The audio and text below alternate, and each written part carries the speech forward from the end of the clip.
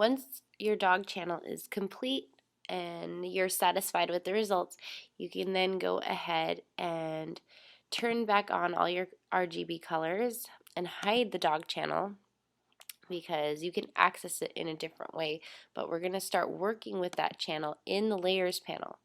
So bring your dog into the layers panel, and then what you want to do, or what I always do, is make a copy of my background layer. So you can either go layer, duplicate layer, or you can hit Control J or Command J on a Mac, Control J on a PC, and then I love to make a copy of whatever layer I'm going to be editing, even though the book doesn't say that, but that's just kind of my habit. And then also I want you to go File, Open, and then now bring in the layer, or the image. Open up the image called skybackground.jpg, and then drag it into your dog layer, and then by default, whatever new layer you bring in will appear above the layer that was currently selected. So I had layer 1 selected, which was the copy, duplicate of the dog, and so the sky appears before it, but you can just click and drag the sky down one so that it's now behind the dog. And you're doing this first because we're about to load the selection and create a layer mask on this layer 1 dog, and then you'll be able to preview what it looks like with the sky background behind it. And you want to be able to see what the dog's going to look like on the background that ultimately it's going to be on. So it's a good practice. Oh yes, and make sure to save your file, save as, because now that you have these layers and you have channels, you need to save it as a Photoshop file. So and they wanted us to call it Pet Adoption Complete. I actually already saved it, but go ahead and save it now if you have not. Pet Adoption Complete .psd. So make sure the PSD format is selected. If you have it on JPG or JPEG, then it will not save your layers or your channels. So anyway, I've already saved, so I'm going to cancel this. And then, let's see, I just can hit Control S from time to time, or Command S if you have a Mac. So now what I'm going to do is go select and then load selection, and if I look under my channels, my dog channel is there, and I can click on it, and now when I hit OK, my channel loads into my layers panel here. And what I can then do is go to Select, Refine Edge, and I can choose what view I want it, and I want to see it on the layers that are behind it, which means the blue sky. So I can now look and see, whoops, what did I do? Okay, here we go. I can now see how good the fur looks on the sky background, and it actually looks pretty good. I don't know if I'm going to need to do that much adjusting. The first time I did this, I've done this a couple times now to practice, but there was a lot of green grass behind the fur. This actually looks really, really good. Anyway, if you have a lot of green grass, what you can do is click the Shift Edge slider somewhere in the middle, and you can shift the edge. If I increase the edge, I start to see more of the green. If I decrease the edge, I see less of the green. And that's pretty much it. And say, okay, I think there was something else though. Decontaminate.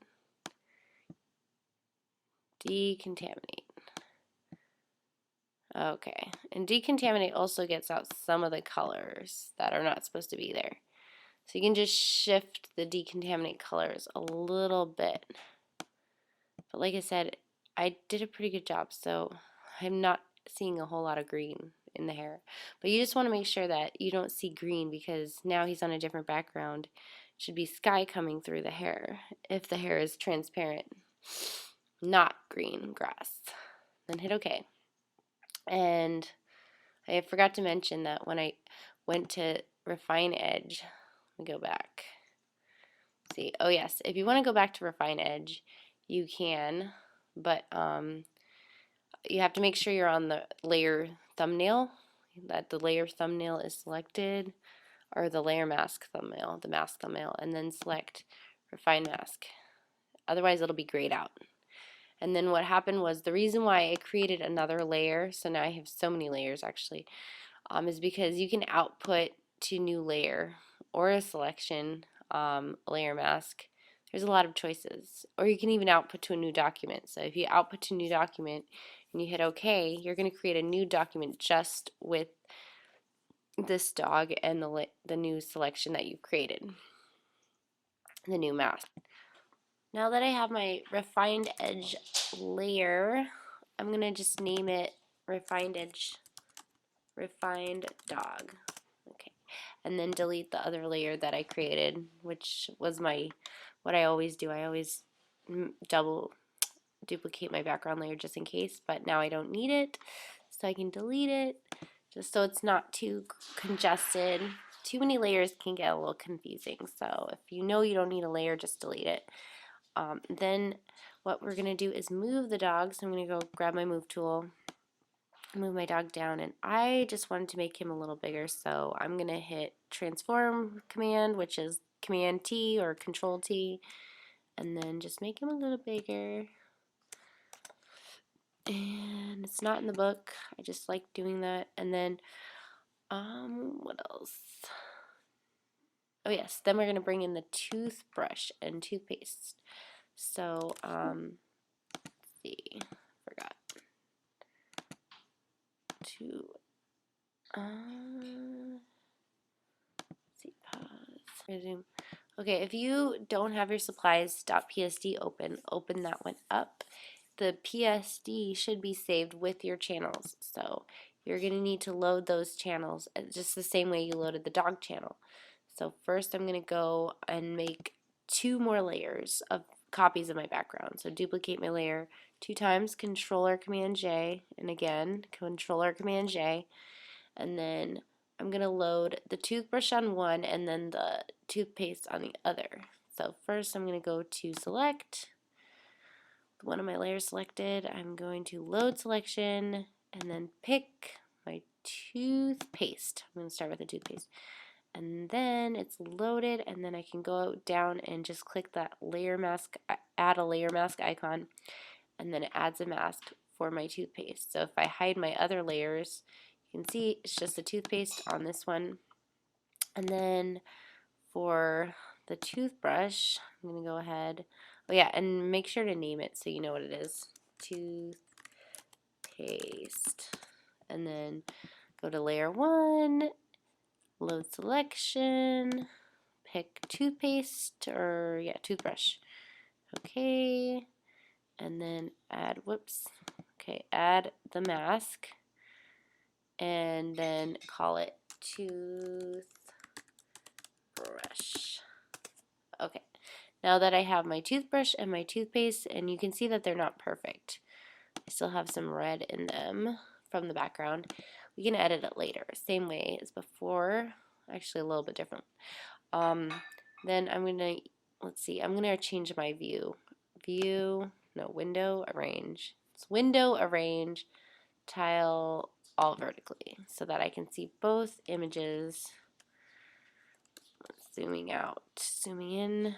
I'm gonna drag the toothpaste over to my dog, adoption complete picture, and then drag, go back to supplies, drag the toothbrush over to the dog again. And then after I have both of those layers in my pet adoption complete file, I can close my supplies file because I don't need it anymore. Save. Okay. Oh. I can move my toothpaste, toothbrush, and toothpaste a little bit over, like so. And now we're going to take out the red on the toothpaste. And I just really want to touch up some my selection was pretty sloppy. So I'm gonna get rid of that. And I can always edit my mask later retroactively because what I actually have is the whole image with the dog bowl in the background and the toothbrush and all. So if I were to take my paintbrush, so if I grab B for brush, and then black is hide, white is reveal. I need to make my brush smaller. So I'm going to do that. I'm using my bracket keys to make it smaller, but you can also go up here and make the size bigger or smaller.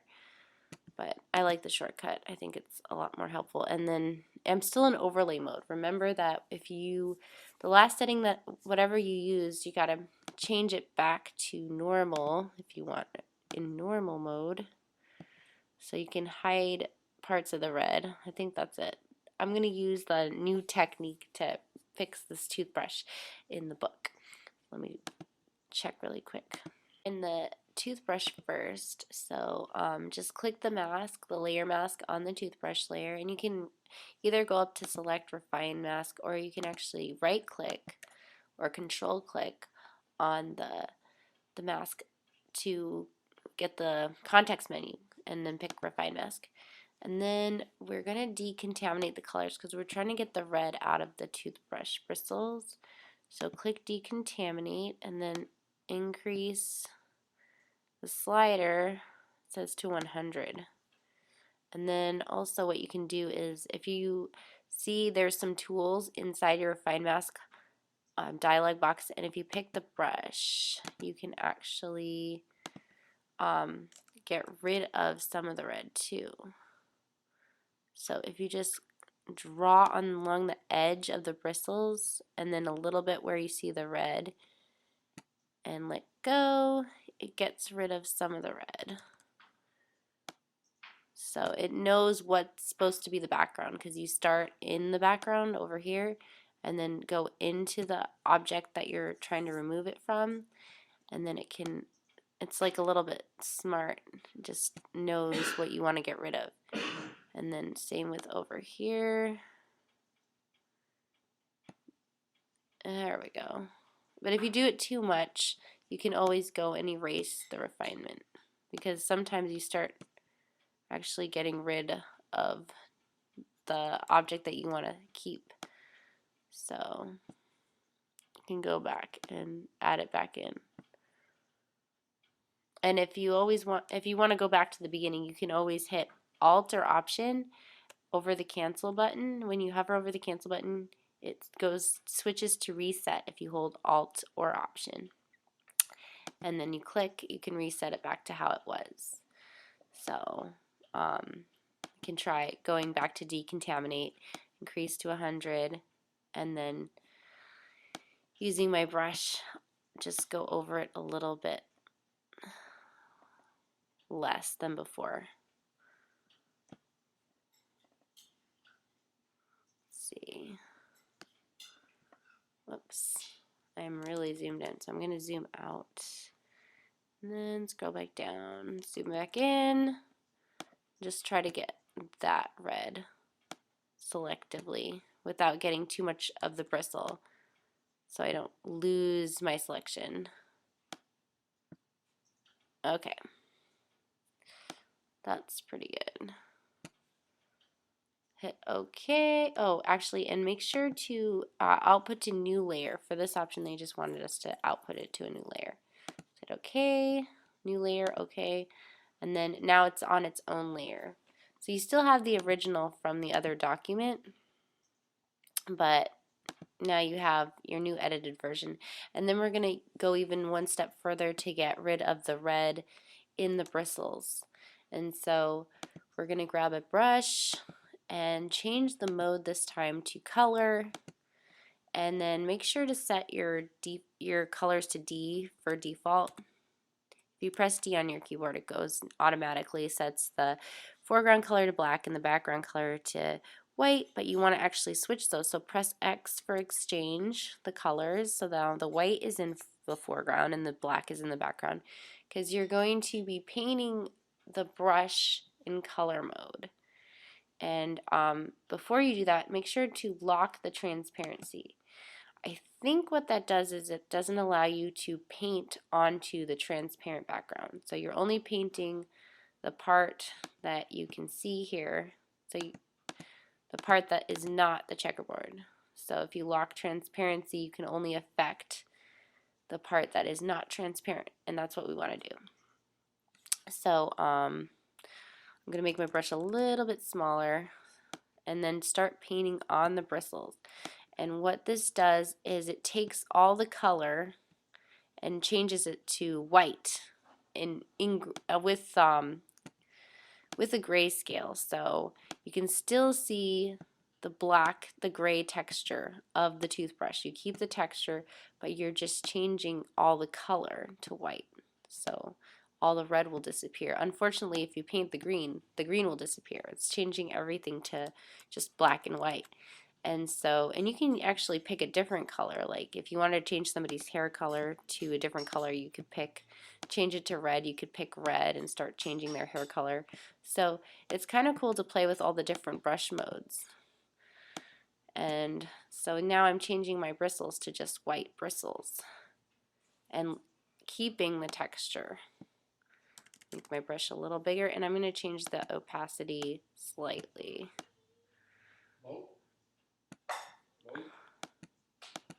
Okay, so I'm going to just get rid of all the red and try to keep the green. So I'm not going too far into the toothbrush on the green side. And then we're going to do something similar with the toothbrush or toothpaste. Toothbrush is pretty good now. So now let me I'm going to bring on all my layers again. Oops, except for that one. That was the old toothbrush. This is the refined one. And then now we're going to edit the toothpaste. So this time, instead of messing with the mask, we're just going to go directly to the pixel thumbnail and just use the brush in the same way. So, and you don't have to do the lock transparency because this image is actually not transparent. It's just that the background's been masked out. So let me zoom in. If I just go along the edge, I'm just changing that part of the red background to grayscale. To the color white, basically. White keeping all the texture, which shows up as gray.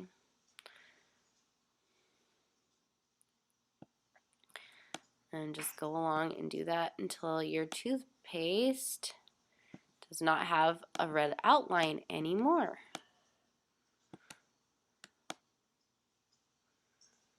But be careful not to go over your text, because if you go over your text again, it's going to turn gray in this brush mode. And I can see that I still need to go and fix my toothbrush a little bit. And I can always do that retroactively because it's a layer mask. So for example, after that's done, I can go over here and click on my layer mask thumbnail, and then using black and white, I can if you remember it, black is hide, so I can hide out those parts of the toothpaste that were just background and not the actual toothpaste. Okay, and now I'm done.